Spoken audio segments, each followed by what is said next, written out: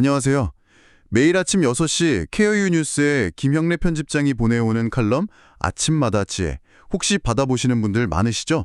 아, 네. 저도 매일 잘 보고 있습니다. 오늘 저희는 그중에서도 정말 많은 분들이 고개를 끄덕이셨을 것 같은 글 하나를 좀 집중적으로 파헤쳐 보려고 합니다. 바로 노인을 돌보는 사회에 왜 이렇게 힘들어졌는가라는 아주 근본적인 질문을 던진 칼럼이에요. 네, 저도 아주 인상 깊게 읽은 글이었어요. 모두가 돌봄이 힘들다고 말은 하는데 왜 힘든지를 이렇게 명확하게 짚어주는 경우는 드물거든요. 맞아요. 이게 뭐 단순히 누군가 더 희생하고 가족이 더 사랑해야 해결될 문제가 아니라는 걸 다들 어렴풋이 느끼고 있잖아요. 그렇죠. 오늘 이 칼럼을 나침반 삼아서 현재 우리 돌봄 시스템이 왜 한계에 부딪혔는지 그 구조적인 딜레마의 핵심을 한번 제대로 들여다보려고 합니다. 이 시간을 통해 아마 여러분 각자가 생각하는 좋은 돌봄에 대한 새로운 관점을 얻게 되실 거예요. 아주 좋은 접근이에요. 특히 이 칼럼이 돌봄 문제를 비용과 규제라는 두 가지 키워드로 풀어낸 점이 탁월했어요. 아, 비용과 규제요? 네, 언뜻 보면 돈을 더 쓰고 규제를 잘 만들면 해결될 것 같은데 현실은 정반대로 가고 있다는 거죠. 공식적인 제도와 실제 어르신들이 원하는 일상의 도움 사이의 그 거대한 간극, 오늘 그 이야기를 집중적으로 해보면 좋겠네요. 좋습니다. 그럼 바로 그 일상의 도움 이야기부터 시작해 볼까요? 칼럼의 한 구절이 제 마음에 정말 콕 박혔어요.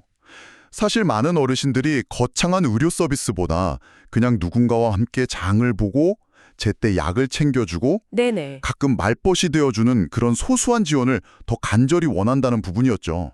이걸 칼럼에서는 생활돌봄이라고 표현했죠. 병원 침대나 전문 요양보호사를 떠올리기 쉽잖아요. 네, 그렇죠. 아무래도. 하지만 한번 생각해 보세요. 우리가 늙었을 때 정말 필요한 게 하루 24시간 의료적인 감시일까요? 아니면 내가 살던 집에서 평소처럼 신문을 보고 좋아하는 반찬에 밥을 먹고 가까운 동네 친구랑 수다 떨 수 있도록 누군가 곁에서 거들어주는 걸까요? 당연히 후자죠. 그런데 이상해요. 이렇게나 중요한 부분이 왜 우리 사회 정책에서는 늘 뒷전으로 밀려나 있는 걸까요? 가장 사람 사는 것과 맞닿아 있는 부분인데 말이에요. 결국 모든 걸 의료나 시설 중심으로 설계를 했기 때문이에요.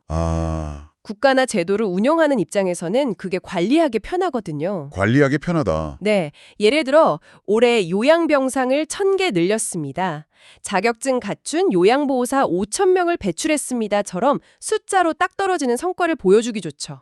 관리의 편의성이 사람의 실제 필요보다 우선시됐다는 말씀이시네요. 뭔가 수치로 증명되지 않으면 중요한 정책이 아니라고 여기는 그런 경향이요. 그렇죠. 그리고 그 편의성이라는 게 사실은 굉장히 위험한 착각이에요. 당장은 숫자로 관리되니 효율적인 것 같지만 결국엔 더 큰 사회적 비용과 불만을 낳는 구조로 이어지거든요. 생활돌봄처럼 수치화하기 어렵고 사람마다 필요한 게 다른 정서적 교감이나 일상적 지원은 자연스럽게 정책 우선순위에서 밀려나는 거예요. 그건 가족들이 알아서 할 일이라고 치부해버리는 거죠. 바로 그 지점에서 비용 문제가 폭발하는 거군요. 컬럼에서도 시설 돌봄 비용이 미국의 중산층 가정이 감당하기 어려운 수준에 이르렀다고 경고하잖아요. 맞아요. 눈에 보이는 시설에 막대한 돈을 쏟아붓지만 정작 어르신들은 내가 살던 집을 떠나 낯선 곳에 가야 하고 가족들은 엄청난 비용 부담에 허덕이는 뭐랄까 밑빠진 독에 물 붓기가 시작되는 거죠. 정확해요. 시설 돌봄은 국가 재정에도 개인에게도 엄청난 부담이에요. 반면 집에서 이루어지는 돌봄, 즉 가정 내 돌봄은 겉보기엔 저렴해 보이죠. 네, 그렇죠. 하지만 그건 비용이 안 드는 게 아니라 그 비용이 온전히 가족, 특히 여성 구성원의 무급 노동이나 경력 단절이라는 형태로 전가되고 있기 때문이에요. 보이지 않는 비용이군요. 네, 정책적 지원은 부족한데 책임만 지우니 결국 가족 전체가 돌봄의 무게에 짓눌리는 악순환이 반복되는 거고요. 그래서 우리나라에 장기요양 보험 제도가 있음에도 불구하고 현장에서는 늘 시간이 부족한 돌봄, 사람이 없는 돌봄이라는 말이 나온다는 대목이 참 아프게 다가왔어요. 네, 제도는 있는데 실제 가려운 곳을 긁어주지는 못하고 있다는 뜻이니까요. 맞아요.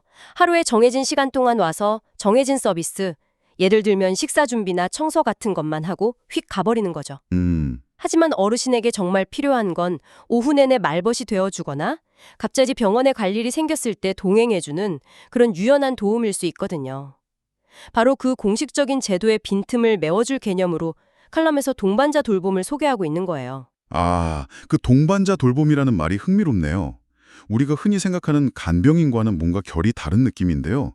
구체적으로 어떤 건가요? 전문적인 의료 행위나 간병 기술이 필요한 게 아니에요. 말 그대로 동반자가 되어주는 거죠. 동반자. 네. 함께 산책을 나가고 외출할 때 운전을 도와주고 사회적으로 고립되지 않도록 세상 돌아가는 이야기를 나누는 역할이에요. 사실 고령화 사회에서 신체적 질병만큼이나 무서운 게 외로움과 고립감이거든요. 맞아요. 동반자 돌봄은 바로 그 마음의 건강을 지켜주는 핵심적인 역할을 하는 셈이죠. 듣기만 해도 정말 필요한 서비스라는 생각이 드는데요. 그런데 저는 이 칼럼에서 미국 오하이오주 사례를 읽고 정말 머리를 한 대 맞은 것 같았어요. 아, 그 사례요. 아니, 이렇게 좋은 뜻을 가진 동반자 돌봄을 활성화하기는커녕 오히려 좋은 의도로 만든 법이 현장을 완전히 망가뜨렸다는 게 이게 어떻게 가능한 일이죠? 그게 바로 선의의 역설이라고 할 수 있어요. 선의의 역설? 네, 오하이오주의 사례를 좀 더 깊이 들여다보면 문제의 핵심이 보여요.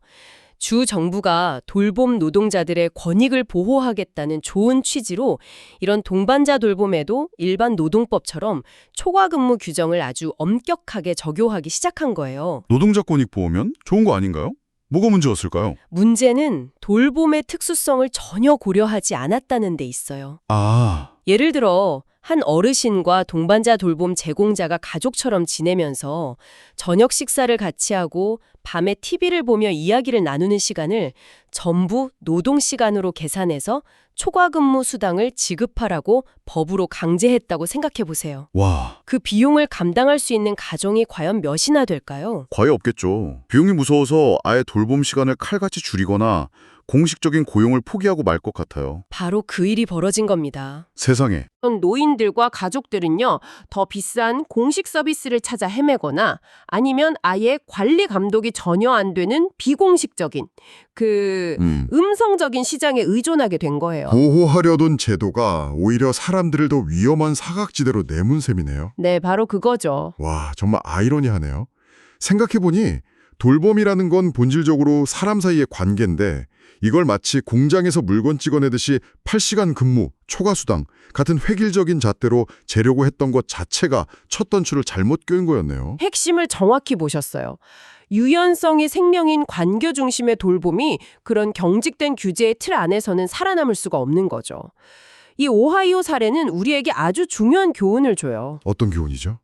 단순히 지원금을 늘리거나 노동 규제를 강화하는 것만으로는 절대 좋은 돌봄을 만들 수 없다는 것. 오히려 규제의 방향과 설계가 얼마나 중요한지를 생생하게 보여주는 증거입니다. 그렇군요. 결국 지원이 부족하다는 하소연만 반복할 게 아니라 우리에게 정말 필요한 돌봄은 어떤 모습인가? 그리고 그 돌봄을 가능하게 하는 제도는 어떻게 디자인되어야 하는가? 네, 바로 그런 근본적인 질문을 던져야 한다는 게 이 칼럼의 주장인 것 같아요. 그리고 그에 대한 하나의 대안적 상상력으로 세대 간 주거 모델을 제시하고 있군요. 네, 아주 흥미로우면서도 중요한 제안이죠. 젊은 세대가 저렴한 주거 공간을 제공받는 대신 그 집에 사는 어르신의 장보기를 돕거나 약을 챙겨드리는 것처럼 일상적인 도움을 주는 모델이잖아요. 그렇죠. 듣기에는 서로의 필요를 완벽하게 채워주는 정말 합리적인 모델 같아요. 어떻게 보면 과거 우리 공동체에 있었던 자연스러운 품앗이 같기도 하고요. 이론적으로는 정말 이상적이에요. 노인 세대는 사회적 고립에서 벗어나고 익숙한 공간에서 일상적 지원을 받을 수 있죠. 네. 청년 세대는 살인적인 주거 비용 문제를 해결할 수 있고요. 사회 전체적으로는 요양시설을 짓고 운영하는 데 드는 막대한 세금을 아낄 수 있으니 모두에게 이익인 모델처럼 보입니다. 그런데 칼럼에서는 이 모델 역시 현실의 장벽이 만만치 않다고 지적하더라고요. 어떤 장벽들이 있는 걸까요? 현재 법과 규제의 틀 안에서는요, 이런 새로운 형태의 관계를 위험 요소로 취급하기가 쉬워요. 위험 요소요? 네. 예를 들어 함께 사는 과정에서 어르신이 넘어지는 사고라도 생기면 그 책임은 누구에게 있는지, 청년이 제공하는 도움의 성격은 노동인지 아니면 단순한 호의인지, 아, 그런 문제들이 있겠네요. 만약 둘 사이에 갈등이 생기면 어떻게 중재할 것인지, 모든 것을 기존의 고용계약이나 임대차 계약 같은 낡은 법의 잣대로만 재단하려고 들거든요. 아, 새로운 형태의 사회적 관계가 등장했는데 그걸 담아낼 새로운 그릇이 없는 셈이군요. 낡은 틀에 억지로 끼워 맞추려고 하니 온갖 문제가 생기는 거고요. 맞아요. 혹시 모를 위험 때문에 창의적인 대안의 싹을 아예 잘라버리는 경우가 많아요. 제도가 혁신을 따라가지 못하는 거죠. 이 모델이 정말 성공하려면 단순한 계약 관계를 넘어서는 공동체적인 신뢰가 필요한데 이걸 제도적으로 어떻게 뒷받침할 것인가 이게 사실 가장 어려운 숙제예요. 법은 최소한의 안전장치일 뿐 그 이상의 신뢰 관계를 만들어주지는 못하니까요. 결국 이 모든 논의가 하나의 핵심 가치로 모이는 것 같아요. 바로 선택권입니다. 시니어 세대에게 다양한 선택지를 줘야 한다는 거죠. 네, 오늘 나눈 이야기의 결론이라고 할 수 있어요. 가장 중요한 것은 당사자인 시니어 세대에게 선택권을 돌려주는 것입니다. 어떤 분은 최신 시설에서 전문적인 케어를 받는 것을 선호할 수도 있고 어떤 분은 자기가 평생 살아온 집에서 이웃들과 어울리며 지내고 싶을 수도 있겠죠. 그렇죠. 사람마다 다 다르니까요. 또 어떤 분은 방금 이야기한 세대 간 주거 모델처럼 새로운 형태의 공동체를 원할 수도 있고요. 하지만 지금의 제도는 사실상 하나의 길, 특히 시설 중심의 길로 개인을 몰아가면서 선택의 폭을 극도로 좁히고 있다는 지적이네요. 당신은 이제 몸이 불편하니 시설에 가야 합니다라고 제도가 정답을 정해놓은 것 같은 느낌이랄까요? 바로 그거예요. 집에서 사람들과 어울려 계속 살고 싶은데 방법이 없을까? 라는 개인의 다양한 욕구와 희망이 존중받기 어려운 구조죠. 선택지가 없으니 어쩔 수 없이 비싸고 만족스럽지 않은 길로 가게 되는 겁니다. 그 결과가 바로 앞서 말한 비용은 계속 증가하는데 당사자의 삶의 만족도는 오히려 떨어지는 악순환인 것이고요. 오늘 김영래 편집장의 칼럼을 통해 이야기를 나눠보니 노인 돌봄 문제가 정말 복잡하게 얽혀 있다는 걸 다시 한번 느끼게 되네요. 단순히 돈을 더 쓴다고, 제도를 하나 더 만든다고 해결될 일이 아니라는 거 명확해졌어요. 그렇죠. 단편적인 해결책으로는 어림도 없어요. 돌봄의 패러다임 자체를 바꿔야 하는 문제니까요. 오늘 이야기의 핵심을 정리해보면 이렇지 않을까 싶어요. 노인 돌봄 문제의 진짜 해법은 예산을 얼마 더 투입하느냐의 문제가 아니라 네. 돌봄을 관리해야 할 비효율적인 대상으로 보는 시각에서 벗어나 우리 모두의 삶의 자연스러운 일부로 바라보는 관점의 전환이 필요하다는 것. 이게 오늘 칼럼이 우리에게 던지는 가장 큰 메시지인 것 같습니다. 아주 정확한 요약이에요. 관리의 관점에서 벗어나 관계와 생활의 관점으로 돌아와야 해요. 그래야만 오하이오주의 사례처럼 좋은 의도가 최악의 결과를 낳는 역설을 피하고 세대 간 주거 모델처럼 새로운 상상력과 창의적인 대안들이 우리 사회에 뿌리내릴 수 있는 토장이 만들어질 겁니다. 돌봄이 누군가에게 떠맡겨진 무거운 짐이 아니라 우리 사회 안에서 여러 세대가 함께 어우러져 자연스럽게 주고받는 활동이 되려면 어떻게 해야 할까요? 오늘 저희의 이야기가 그 방향을 고민해보는 작은 계기가 되었기를 바랍니다. 칼럼은 정책과 제도의 변화를 촉구하며 끝을 맺는데요. 여기서 한 걸음 더 나아가 여러분께 이런 질문을 던져보고 싶어요. 어떤 질문인가요? 거창한 제도의 변화를 기다리기 전에 만약 내 바로 옆집에 우리 동네에 동반자 돌봄이 절실한 어르신이 살고 있다면 내가 그분과 맺을 수 있는 아주 작은 연결고리는 무엇이 있을까?